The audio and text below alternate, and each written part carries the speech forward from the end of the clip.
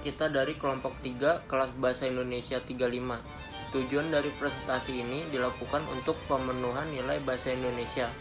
Nama saya Akil Ramadan Hadiono dengan NRP 50252011261. Halo, perkenalkan, nama saya Maeswara Danendra Satriananda dengan NRP 50252011060 dari Departemen Teknik Informatika.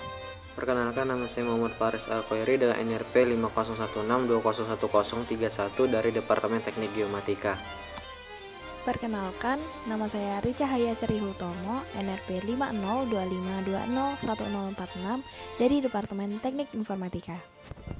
Halo, perkenalkan, nama saya Angela Oriza Prabowo dengan NRP 5025201022 dari Teknik Informatika.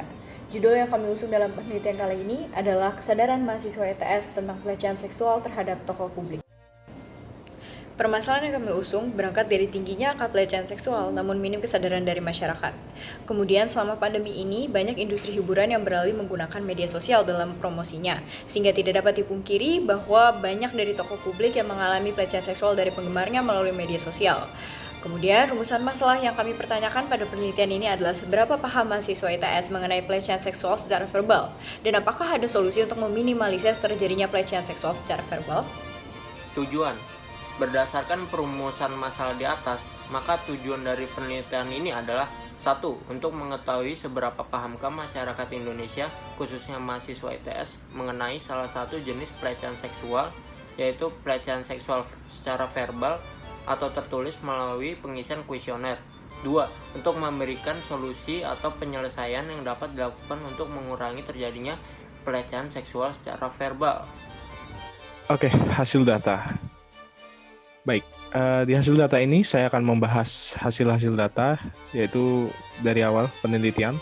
Seperti yang sudah disampaikan pada metodologi, sampel yang digunakan pada penelitian ini adalah mahasiswa ITS yang berasal dari Fakultas FTEIC dan Fakultas FTS-PK. Berdasarkan hasil survei mahasiswa FTEIC yang mengisi kuesioner, ada sebanyak 22 mahasiswa, sedangkan mahasiswa FTS-PK ada sebanyak 43 orang. Responden total pada survei ini ada sebanyak 65 orang. Baik, pada pernyataan pertama, yaitu komentar seksual pada media sosial tokoh publik termasuk pelecehan seksual. Dan kita diperoleh data sebagai berikut. Sebanyak 11 orang yang tidak setuju mengenai pernyataan tersebut. 9 orang memilih untuk berada pada posisi netral, dan 45 orang menyatakan setuju terhadap pernyataan tersebut. Lalu, pada pernyataan kedua, yaitu komentar seksual mengenai tokoh publik pada akun media sosial pribadi tanpa sepengetahuan tokoh publik. Kita mendapatkan data sebagai berikut. Lalu pada pernyataan ketiga, komentar seksual mengenai tokoh publik secara privat termasuk pelecehan seksual. Ya, kita dapatkan data sebanyak berikut. Lalu kita lanjut pada pertanyaan, yaitu pertanyaan pertama. Apa yang akan Anda lakukan ketika melihat komentar seksual pada media sosial tokoh publik? Lalu kita dapatkan data seperti ini. Dan pada pertanyaan kedua, apa yang akan Anda lakukan ketika melihat komentar seksual mengenai tokoh publik pada akun sosial media pribadi tanpa sepengetahuan tokoh publik? Kita dapatkan data sebanyak berikut. Pada pernyataan ketiga, pertanyaan ketiga, apa yang akan Anda lakukan ketika melihat komentar seksual mengenai tokoh publik secara private termasuk pelecehan seksual? Kita mendapatkan data seperti berikut. Pembahasan. Pada pertanyaan pertama diketahui bahwa sebagian besar mahasiswa ITS sudah menjawab dengan tepat bahwa hal tersebut merupakan bentuk dari pelecehan seksual dengan jumlah persentase kebenaran yaitu sebesar 69,2%. Pada pertanyaan kedua, hanya sebanyak 66,2% saja yang menjawab benar. Persentase yang menjawab benar pada pertanyaan kedua lebih rendah jika dibandingkan dengan pertanyaan pertama. Hal ini dapat disebabkan oleh responden yang masih ragu-ragu akan jawabannya. Pertanyaan yang ketiga yaitu hanya sebesar 53,8% saja yang benar. Hal ini menunjukkan bahwa hanya setengah dari responden saja yang sadar bahwa komentar seksual pada akun media sosial pribadi tanpa sepengetahuan tokoh publik merupakan salah satu bentuk dari pelecehan seksual. Pada pertanyaan 4-6 responden diberikan pertanyaan mengenai sikap mereka terhadap pelecehan seksual secara verbal.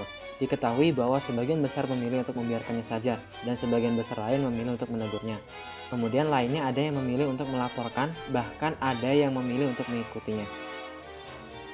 Berdasarkan penjelasan sebelumnya, dapat diketahui bahwa Sebagian mahasiswa ITS sudah memahami dengan baik mengenai salah satu macam dari pelecehan seksual yaitu yang berupa verbal, namun masih perlu ditingkatkan lagi.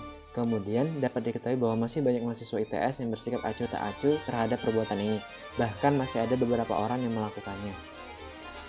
Untuk meningkatkan pemahaman mahasiswa ITS dan mengurangi sikap acuh tak acuh mahasiswa ITS terhadap permasalahan ini, maka perlu diadakannya yaitu berupa seminar atau sosialisasi bertemakan bagaimana cara menggunakan sosial media dengan bijak, atau bisa dengan mengadakan kajian agama dengan tujuan untuk menegaskan bahwa pelecehan seksual secara verbal juga merupakan perbuatan yang berdosa jika dibiarkan, apalagi sampai melakukannya.